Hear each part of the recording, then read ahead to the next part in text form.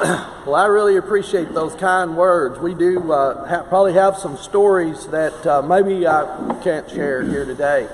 Hey, Pastor. That's my pastor over there. Thank you. So he is a very inspiration to me as well. A lot of you guys out here I've been with, and I want to tell you first off, thank you so much for the opportunity to be here today. And Alan asking me to come, and I talked to Pastor Dixon too the other day on the phone. And I just wanted you to know that he said I had a full 2 hours to speak. Alan says we'll just flip off the lights because we're going to be gone. So anyway, I'm joking. I want to tell you though that I appreciate the fact of being here to say this. We are in a service to our families. It's whether or not we're in the organization of our ministers or our hospice or whatever we do, we're in it to serve families. I've been doing this for a long time. I'm not going to go over about me. It's not about me. Wow. He asked me to send something about it, and I put that down. I think it was that long, so whatever. But I want you to know I've been in this profession, and it's hard to believe, for almost 37 years. I started when I was 5 and couldn't drive. No, I'm kidding. I wasn't very old. I was 17 and a half years old when I went to work for the funeral home. And the funeral director that I went to work for, I was mowing the yard. I was washing cars or whatever. And then he says, "You got a suit?" I said, "Yeah, I have a suit. I have one and a clip-on tie." And so I went up to work, and because he wanted me to help with the funeral service that day. And he told me, he said, "Whatever you do in every family, if you do this for your profession, treat every family like they're yours. You'll never go wrong." Wow. So everybody that works with me at Wiley's, I have always told them that. Hey, you've got this. I know you have some families that are a challenge for different reasons, but you got this, guys. Treat them like they're your family, and you'll never go wrong. And I still say that today. That funeral director, among many, have that same goal. But that funeral director was my friend. That's the one that I saw what he did for the community where I grew up. I saw what he did for families that were in need. And about 3 years ago, he was making a call at the hospital, someone who passed away, and was sitting in the room talking to the family and had a massive heart attack and died right there.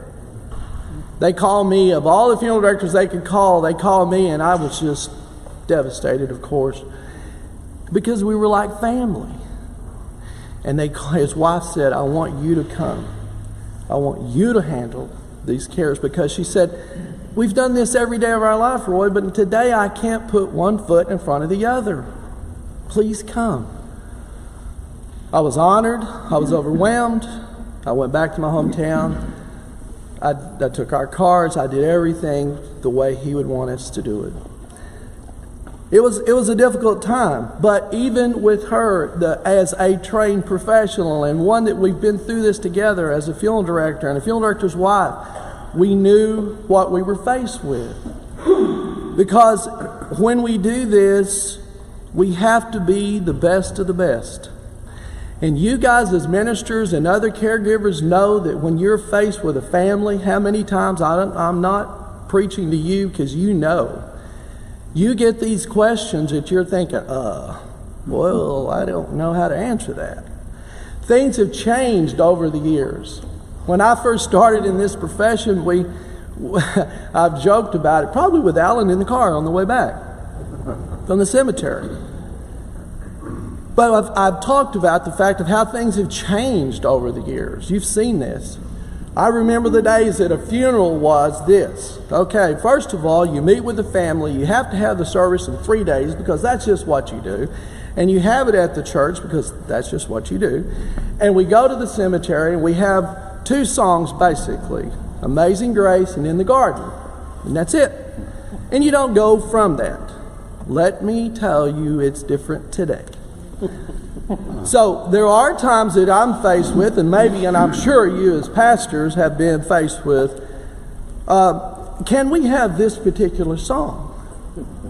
Now you're going to tell them no, because I'm the one that's always said, do not tell a family no. There's a way to get where we need to be.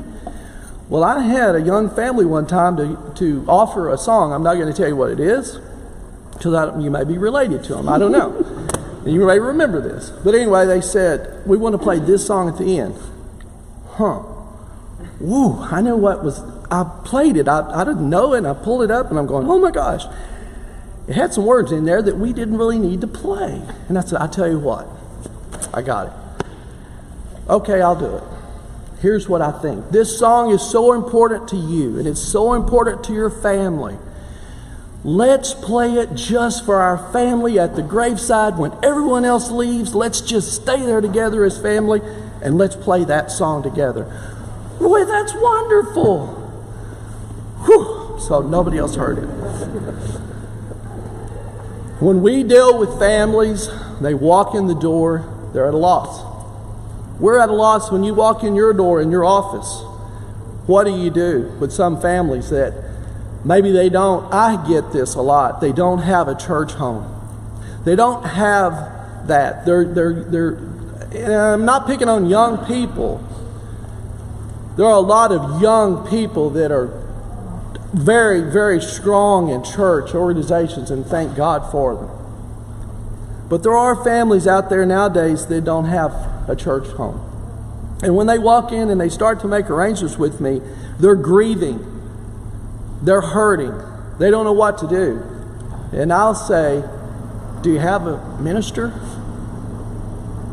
Well, no, or whatever. And then I try to go with some of your family members or a member of this church or whatever, or this faith.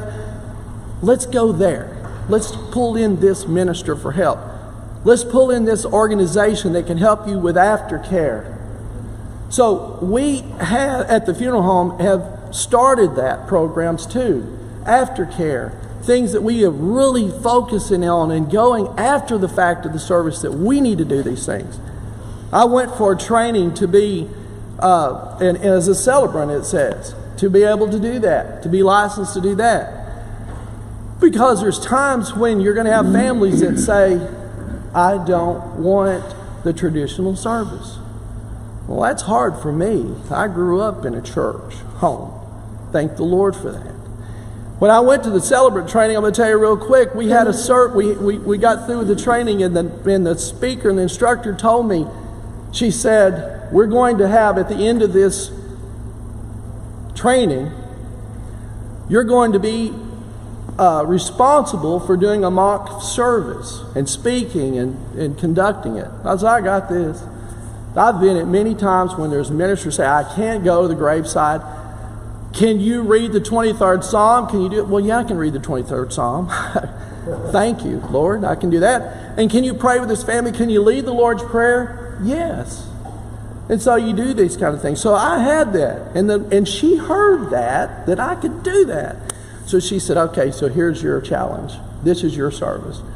You have a mock service of this family, and your goal is you're going to conduct this service. They don't want any scripture. They don't want any prayer. Do not bring the word God up. Man, I started to quit,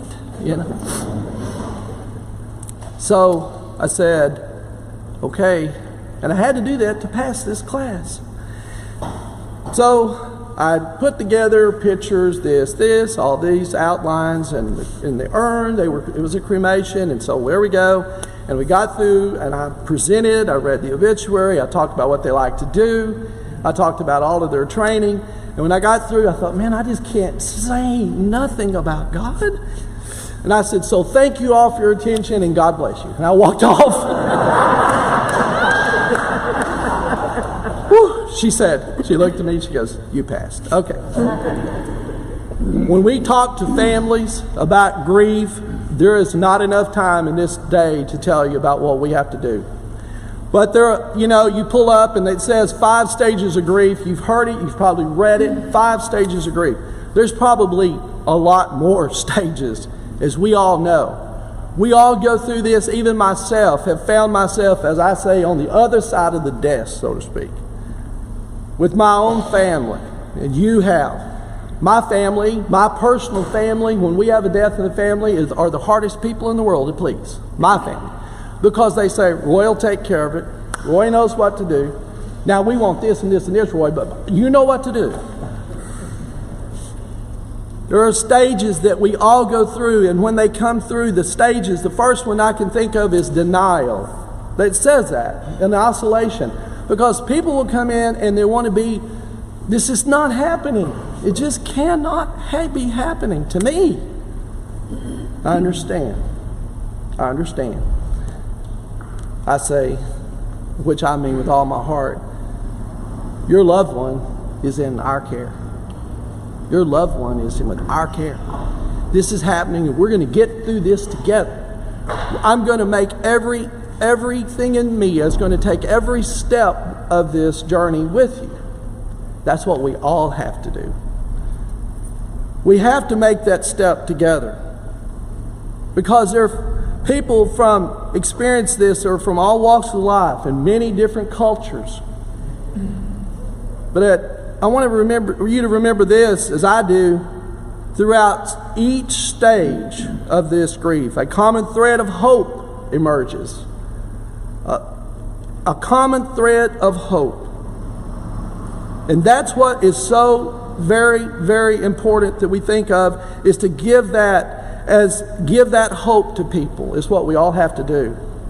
Because as long as there's life, I said, as long as there's life, there's hope. And as long as there's hope, there's life.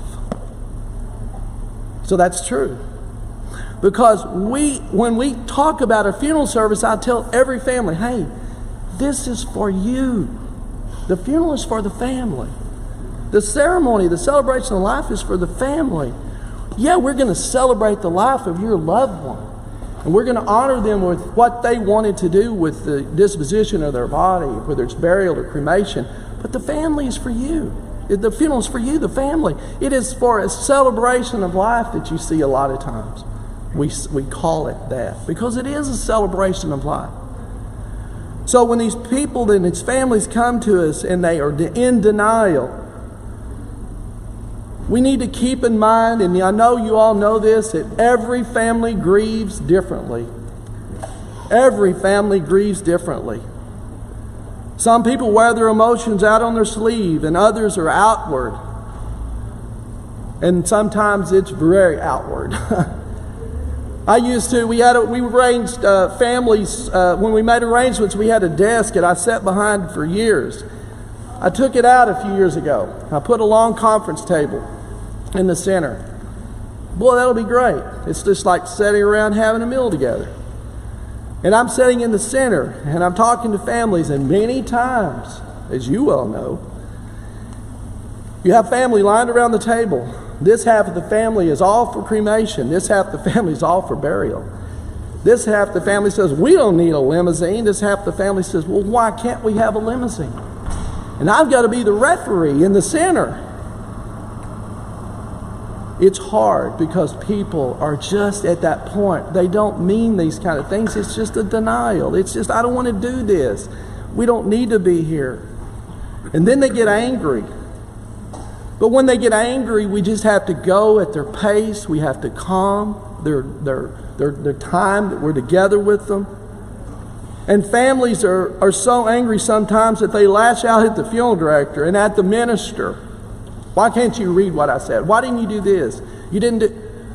And when you want to say, well, this is the way that God led me to do this service. Because I'm going to tell you,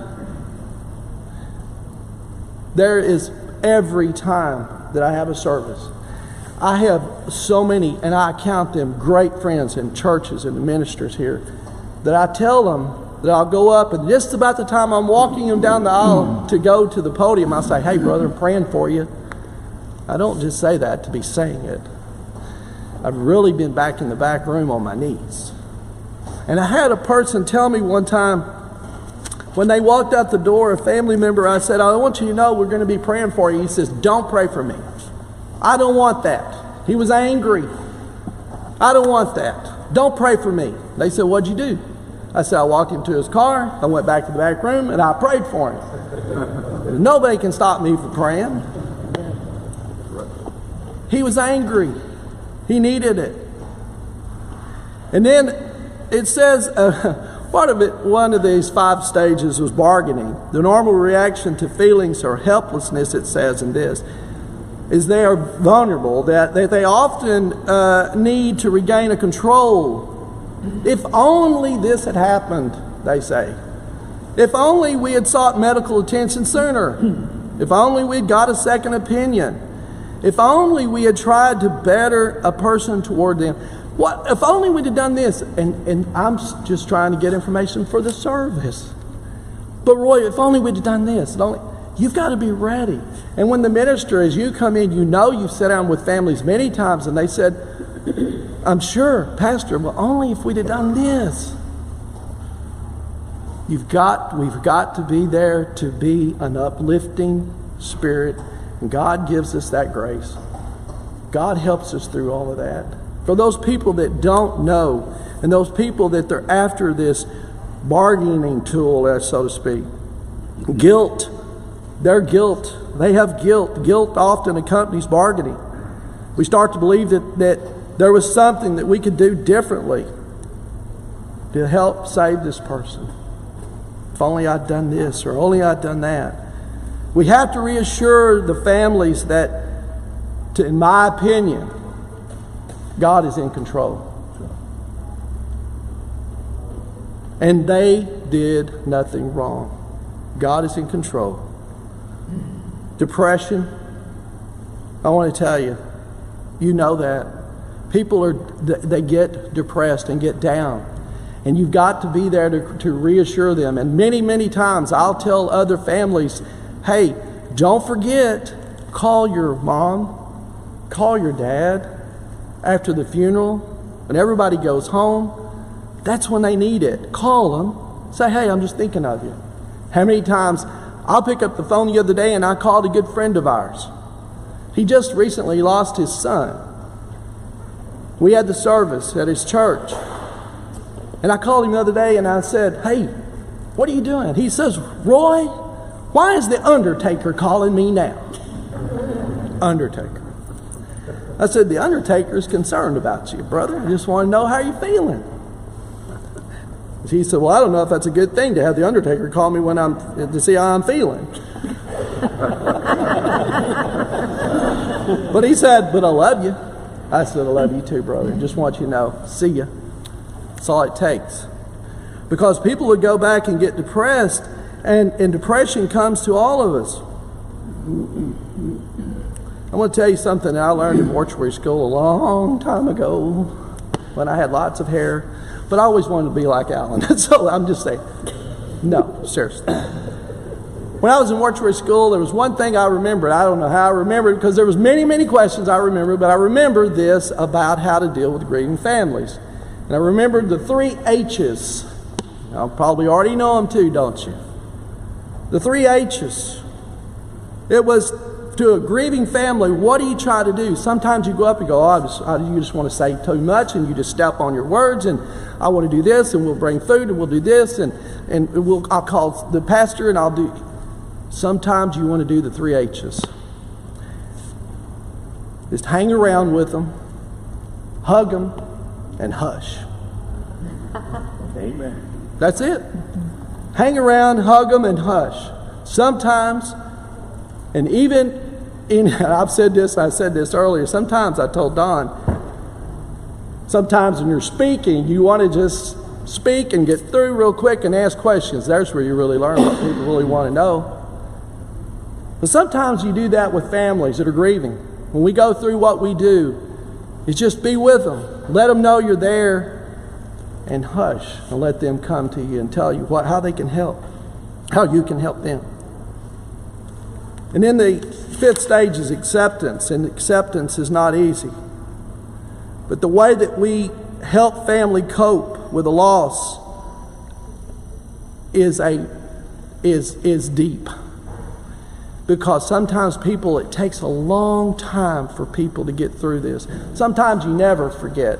I'm sure that a lot of you know your own personal family and you remember every detail. There's some of you in here right now that I'm seeing you right now, and I remember some of your family that I've had the opportunity to help with the service.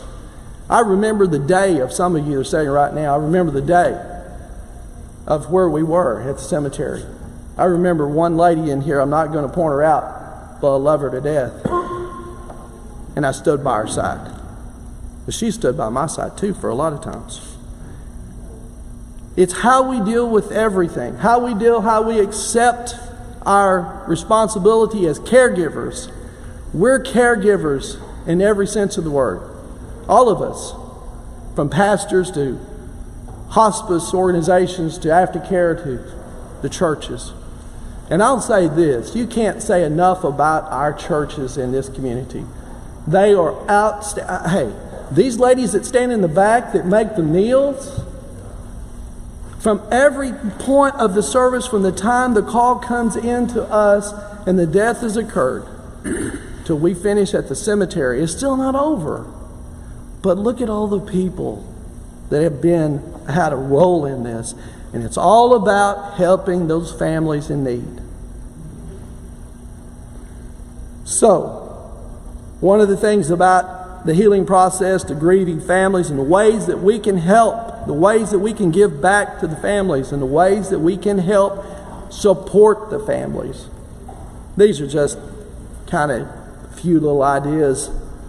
But understanding that grief is normal, allow yourself to mourn, and look to others for support. There we are. You take care of yourself, we say. And don't make major decisions while grieving. That's why I'll say, people will say, okay, we got to do this. And some people are in a hurry. We need this, and this song, and we'll just go ahead and have it tomorrow. And wait. Let's think about this together. And you have to think with them, and you have to be with them. And as caregivers and as supporters as we are, we need to also make them understand and remember that grief is unpredictable. Grief is very unpredictable. Grief doesn't move along a path of being predictable, and it doesn't stay in a fixed place. That's true. Grief doesn't move as we think, and then it's over. My father passed away in 1985. I worked at the funeral home. I remember the day in Abilene, Texas, when he passed away. I can tell you how cold it was outside and how much snow was on the ground. The day before that, he told me, I'm going home. Get my boots out of the closet. He was a cattle rancher. I got his boots out. The next morning, he went home. Put his boots on him, too. That's all right. But you know what? A lot of people some people say, well, that's a strange request. No, it's not. We go above and beyond to put photographs on the wall and even put a photograph on a blanket and hang it of their mom with this picture of her mom on this blanket and the day that she passed away. And she said, I just cuddle up with that at night. They deal with it differently, grieving differently. There's nothing wrong with that.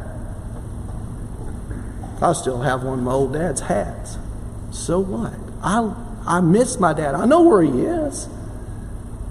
But we have to be there and treat those families, as I said when I started. Treat every family like yours. Now I want to tell you something. In my experience, there are many times that I run across things that will say, oh my gosh, I can't believe that they asked me to do this. I can't believe that this is happening. And as a funeral director, you got to go, okay, I know the family is supposed to be here and they're not here. we'll just, and we're waiting on one family member, whatever the deal, just go with it, make it. And I go back, and even at our church, and I might ask our song leader, Mickey, to say, hey, play another song or do something. We don't have all the family here. There's different things that happen. But I'm going to tell a story. I'm not going to mention the minister. He's not in the room. He's not even in this community anymore. Years and years ago, we had a service. I handed the obituary, as I do to a lot of you ministers. You know, before the service, you know the family. He got up and he started giving the eulogy. And he said, we're here today to honor the life of Charlie. Charlie was, now listen, the man's name was Tom. Oh, Lord. I saw the family going, then they're going, what? You know, and they look at me. I typed it right. It was there. And today that we go today and we're going to be laying to rest Charlie. And finally the family stood up and said, it's Tom, it's not Charlie.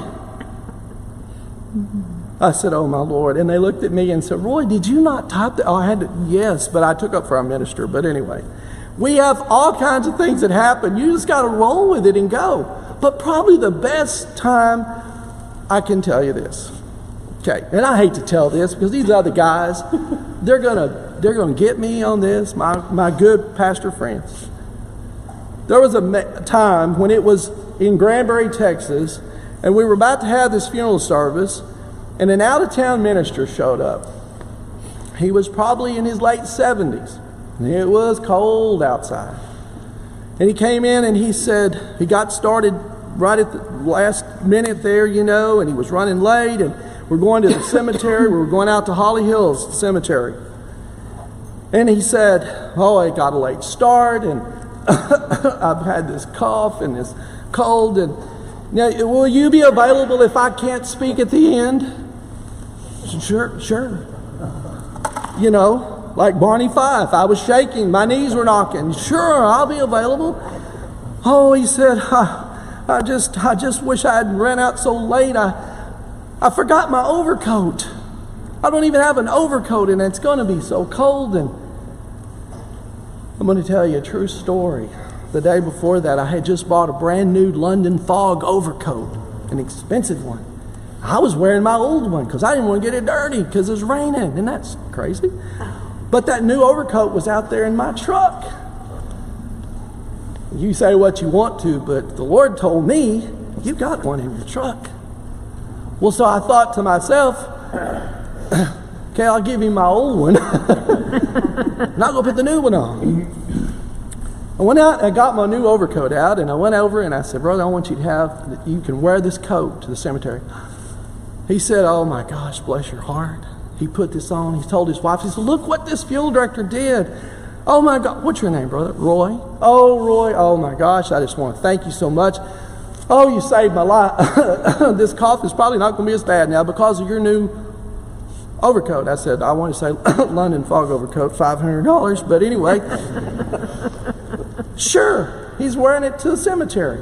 We got out to the cemetery, got to Holly Hills, he stood up out there. He conducted the service, and he said, now folks, before we leave, and before I close with this final prayer, I want us to turn our attention to our funeral director right over here.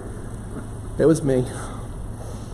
I want to tell you, this man is such a kind, caring, compassionate man. He just gave me his new London fog overcoat.